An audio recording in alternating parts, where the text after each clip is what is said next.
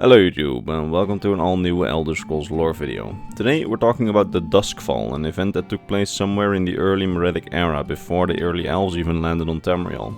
This is the event that led the Argonians from being a very advanced civilization that built gigantic stone structures to essentially the equivalent of primitive tribes. That said, this video is kind of an update for my older video on early Argonian history, which I made before the Elder Scrolls Online Murkmire expansion came out, which takes place in Blackmarsh.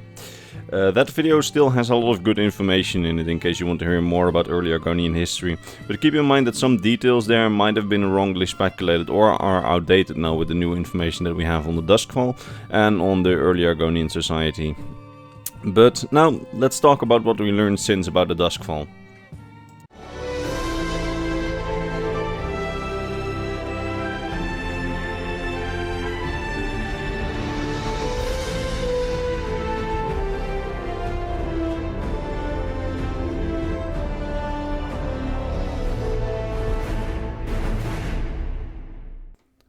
Alright, for starters, in the earliest times before even the elves of Altmerish came to Tamriel, the Argonians and the Khajiit were already present on Tamriel, together with some other minor races, including a human race called the Kothringi. Of those races, the Argonians had by far the most advanced society. Their society consisted of a sophisticated civilization with large stone cities, with advanced metallurgy, sciences and construction technology. They had large temples in the forms of immense stone pyramids that they called the Zen-Meres. Many of the Zen-Meres were dedicated to Sithis the Destroyer, a version of Sithis which the Argonians did not directly seem to worship, but whose existence and influence on their lives they acknowledged. The Argonians and the Hist of this time period believed that Sithis was a destroyer and would eventually bring destruction upon everything that lived.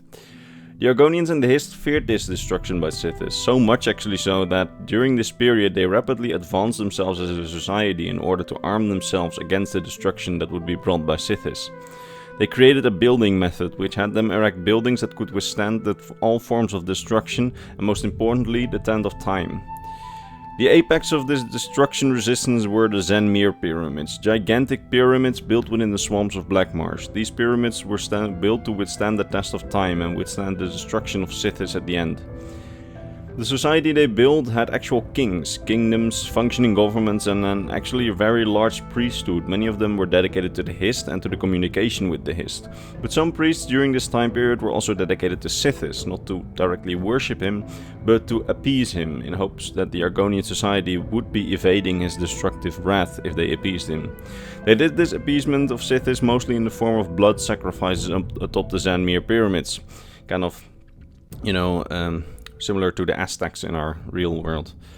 During this period, the Argonians were far more organized, and instead of their current fleeting way of life going with the change, they tried to change the world around them and resist the change that came to them from the world. And they did this by building things to last, by building things that time would not change, and by trying to take control of the land themselves, by attempting, for example, to take control of the weather. They also attempted to have their society itself withstand the test of time by creating an expansive calendar, not only bringing order to time, but also bringing order to their society, as their calendar, the Sinchai-Konu, tells them what to do in which months.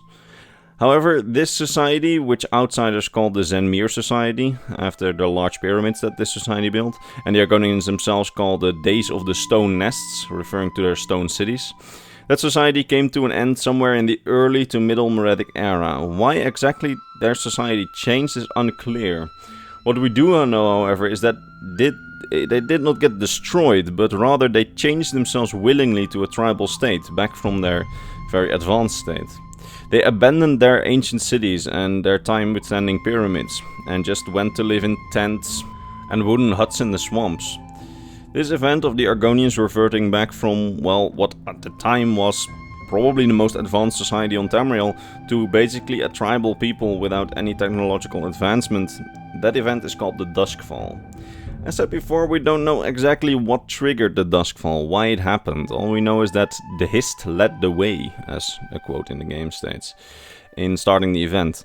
The Duskfall is shrouded in mystery in that sense, but we do know that during the last period of the ancient Zen-Mere society, the Hist suddenly refused to speak to the Argonians anymore. the priests in the tree wards no longer heard the Hist. That is, until after some time of the full shutdown of communication, an Argonian named Jaralid found a new way to communicate with the Hist. To be precise, he found a way to indirectly communicate with the Hist by, for example, having the Hist manipulate wind chimes and speaking to the Argonians through those chimes. Through this new communication method, the Argonians discovered from their tree creators that, contrary to previous beliefs, Sithis was not only the father of destruction, and that he was not only to be feared. The Hist told them that he was also the Lord of Change, and that change might not always be as bad as they previously assumed it was.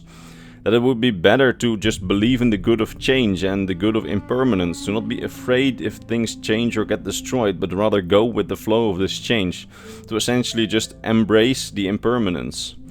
And as the Hist told them to do so, the Argonian followed. They abandoned their large stone permanent cities and calendars in favor of lifestyles of impermanence, one of change. The Argonians we see now no longer fear change and see the building with stone, which other races still do, or trying to build anything permanent for that matter, as something silly and as an attempt to resist the inevitable change of Sithis.